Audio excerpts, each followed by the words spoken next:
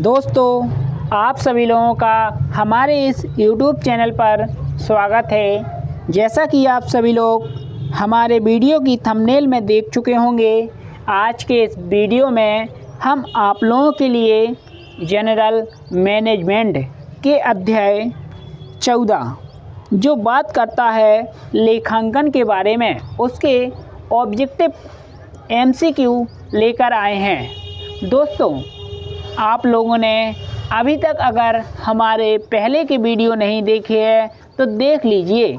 आपको हमारे वीडियो की प्ले लिस्ट पर चले जाना है, वहाँ पर आपको प्रत्येक चैप्टर के ऑब्जेक्टिव क्वेश्चन मिल जाएंगे। अगर आपने इन्हें देख लिया तो आपके मध्य प्रदेश पटवारी का जो एग्ज़ाम होना है उसमें मैनेजमेंट सब्जेक्ट में 25 में से 25 नंबर आएंगे। हमारे वीडियो से ही सभी ऑब्जेक्टिव प्रश्न पूछे जाएंगे। अध्याय 14 से पहला प्रश्न पूछा गया, निम्न में से किसी लेखांकन में लिखा जाता है। जो ए ऑप्शन है, केवल वित्तीय लेन देन के लेखांकन को ही लिखा जाता है, इसलिए ए ऑप्शन सही होगा। इसके बाद दूसरा, लागत नियंत्रण निम्न किससे संबंधित है। लागत नियंत्रण, दोस्तों यहाँ पर लागत नियंत्रण शब्द आया है, इसलिए इसका जो बी ऑप्शन है लागत लेखांकन बिल्कुल सही होगा, बी ऑप्शन। दोस्तों, इस प्रश्न के में ही उत्तर छिपा है। यहाँ पर लागत शब्द आया है तो आप बिना सोचे समझे बी ऑप्शन पर ही टिक कर दीजिए, तो कभी भी आपका गलत नहीं होगा।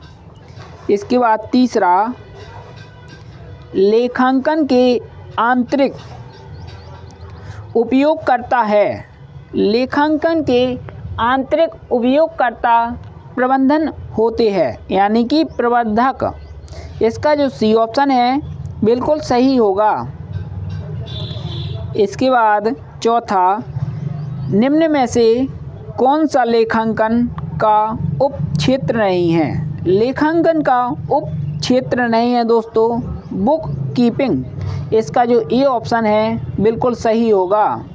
इसके बाद पाँचवा, निम्न में से किसे लेखा पुस्तक में नहीं लिखा जाता। कर्मचारियों की गुणवत्ता को। इसका जो सी ऑप्शन है बिल्कुल सही होगा, कर्मचारी की गुणवत्ता को नहीं लिखा जाता है लेखा पुस्तकों में।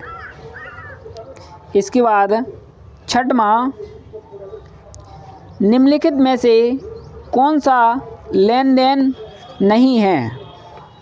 दोस्तों, इसका जो डी ऑप्शन है, पत्नी के लिए गहने खरीदे 2000 रुपये के, यह एक प्रकार का लेन देन नहीं है, इसलिए डी ऑप्शन होगा। इसके बाद 7, मालिक द्वारा निवेश की गई नकदी माल अथवा संपत्ति कहलाती है।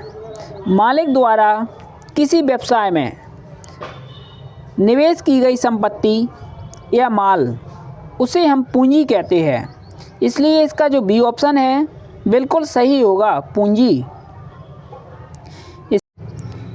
इसके बाद 8वां पूछा गया, ट्रेडमार्क उदाहरण है।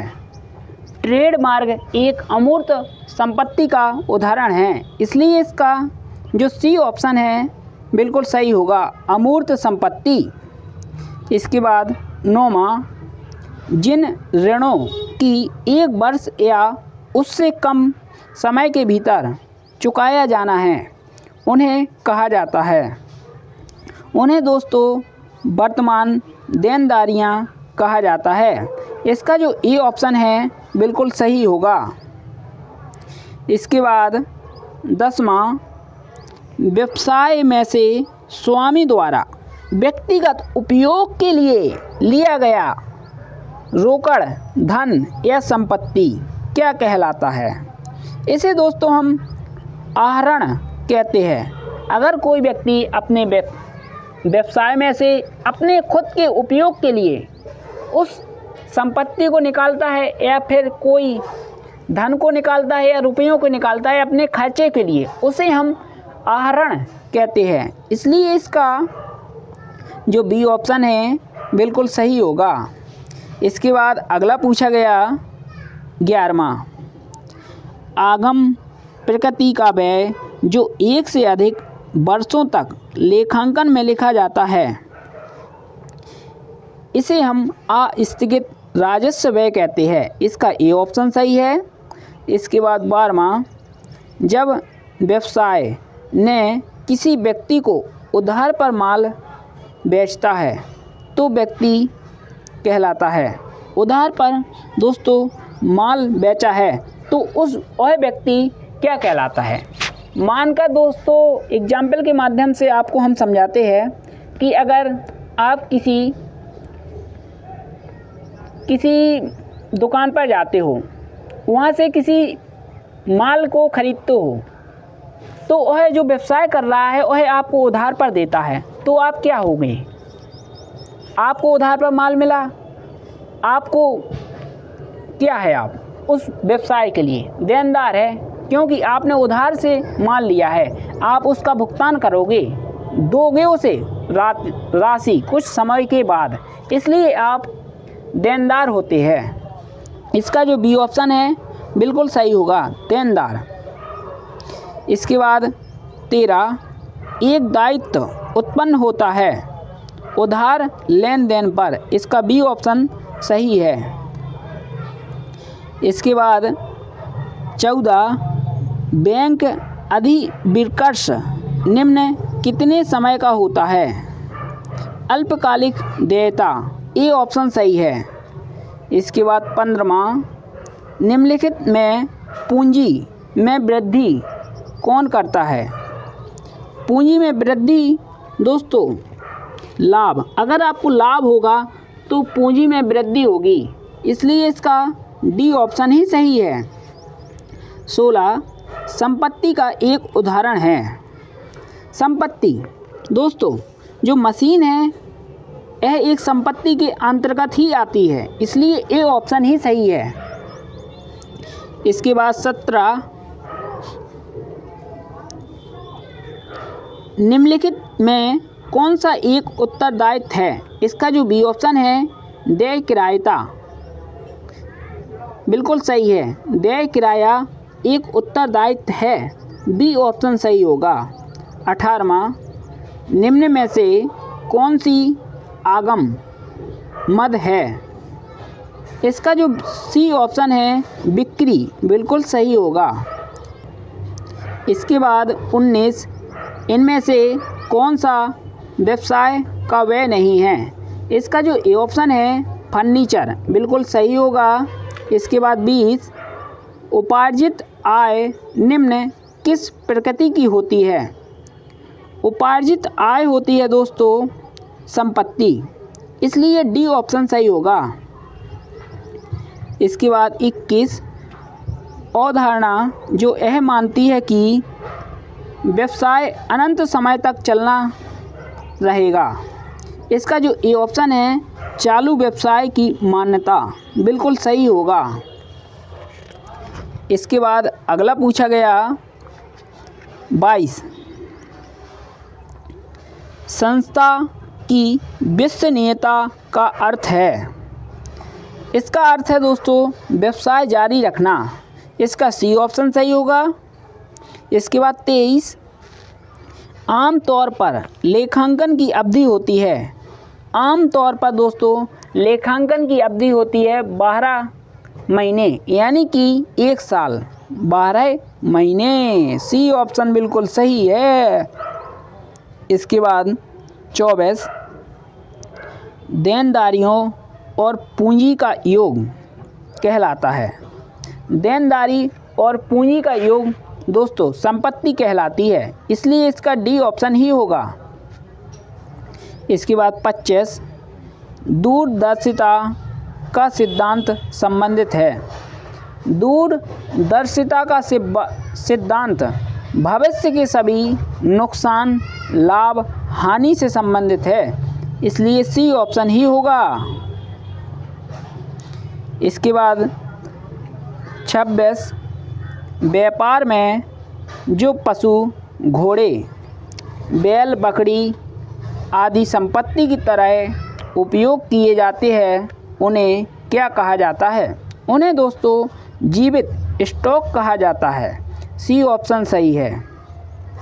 27, आय का फॉर्मूला है। आय का फॉर्मूला होता है आगम माइनस व्यय बराबर होती है आय, इसलिए बी ऑप्शन सही है।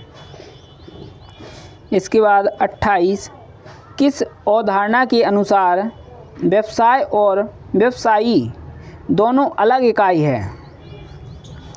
विवेक की अवधारणा, बी ऑप्शन सही है।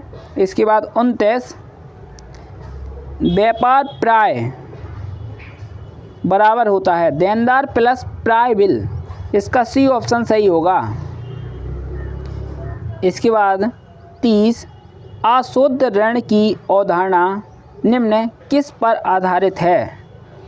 रूढ़िवादिता के सिद्धांत पर, इसका जो बी ऑप्शन है बिल्कुल सही होगा। इसके बाद 31, निम्नलिखित में से किस लेखांकन अवधारणा के अनुसार एक व्यवसाय के स्वामी की पूंजी को लेनदार के रूप में माना जाता है? इसका जो डी ऑप्शन है लेखांकन अस्तित्व की अवधारणा के रूप में, डी ऑप्शन सही होगा। इसके बाद अगला पूछा गया 32, किस अवधारणा के अनुसार प्रत्येक वर्ष एक ही लेखांकन विधि का उपयोग किस जाना चाहिए? इसका जो सी ऑप्शन है तर बिल्कुल सही होगा। इसके बाद 33, धन मापन अवधारणा के अनुसार, इसका जो सी ऑप्शन है सभी लेन देन एवं घटनाएं जिन्हें रोकड़ के रूप में मापा जा सकता है खाते की किताबों में दर्ज की जाती है, बिल्कुल सही होगा। इसके बाद 34 नंबर का पूछा गया, मालिक द्वारा निवेश की गई पूंजी को बैलेंस शीट में देनदारियों के रूप में दिखाएं। यह एक प्रकार की इकाई अवधारणा कहलाती है, इसलिए इसका ए ऑप्शन बिल्कुल सही होगा। इसके बाद 35, दोहरे पहलू सिद्धांत कहलाता है। इसका जो सी ऑप्शन है संपत्ति बराबर देनदारी प्लस पूंजी, सी ऑप्शन सही है। इसके बाद 36, भारत में लेखा मानक बोर्ड की स्थापना किस वर्ष की गई थी?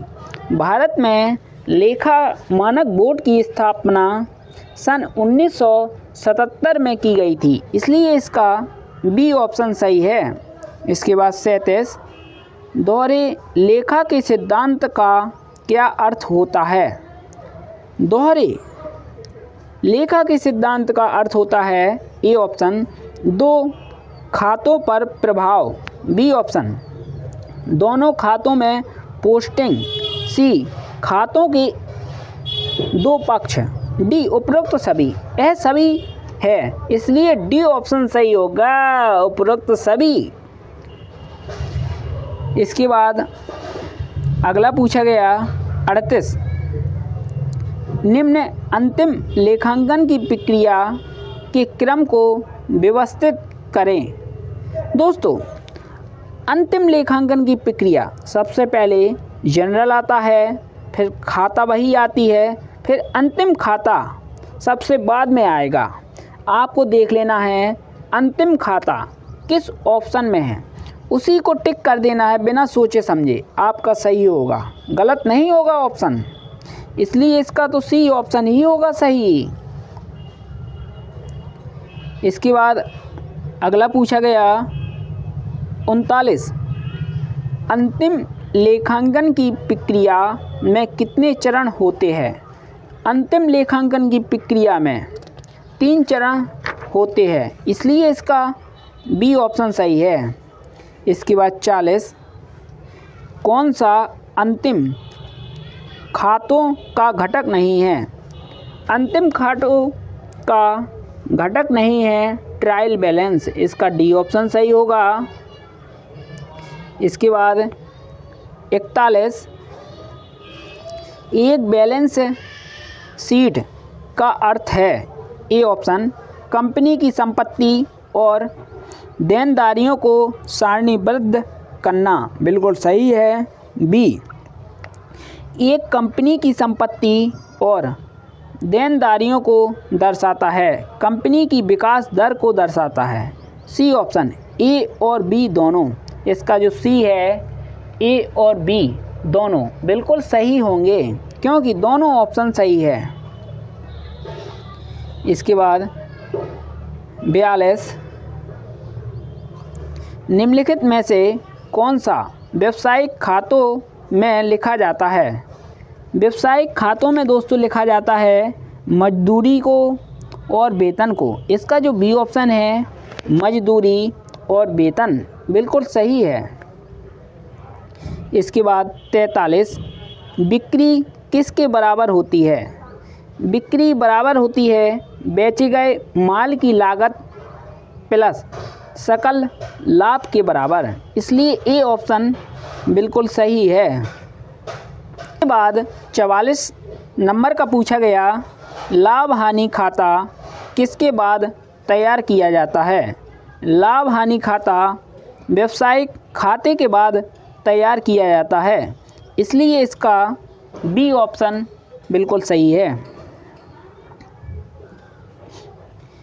इसके बाद अगला पूछा गया 45, पूर्व खर्च चिट्ठा के किस पक्ष में दिखाए जाते हैं? इसका जो बी ऑप्शन है संपत्ति पक्ष, बिल्कुल सही है, बी ऑप्शन। इसके बाद 46, अर्जित आय तुलन पत्र के ...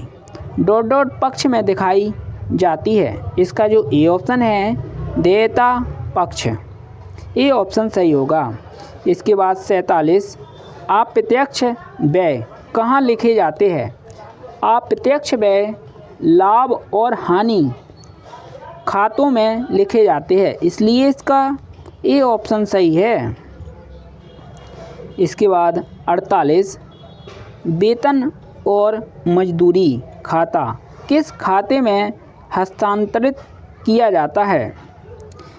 इसका जो ए ऑप्शन है लाभ और हानि खाता, बिल्कुल सही होगा, ए ऑप्शन। इसके बाद अगला पूछा गया 49, अंतिम स्कंद मूल को किस मूल पर लिखा जाता है? इसका जो डी ऑप्शन है लागत या शुद्ध वसूली योग्य मूल जो भी कम हो, इसका डी ऑप्शन सही होगा। इसके बाद अगला 50, व्यवसायी खाता जानने के लिए तैयार किया जाता है। व्यवसायी खाता जानने के लिए तैयार किया जाता है सकल लाभ या सकल हानि, इसका सी ऑप्शन बिल्कुल सही होगा। दोस्तों, इस प्रकार अध्याय 14 से 50 ऑब्जेक्टिव प्रश्न ही बनते हैं। अगर आपको इस ऑब्जेक्टिव क्वेश्चन की पीडीएफ चाहिए तो आपको पीडीएफ भी मिल जाएगी। आप हमारे व्हाट्सएप नंबर पर मैसेज कर दीजिएगा, हम आपको अपना व्हाट्सएप नंबर डिस्क्रिप्शन बॉक्स में दे देंगे। दोस्तों, धन्यवाद। जय हिंद, जय भारत।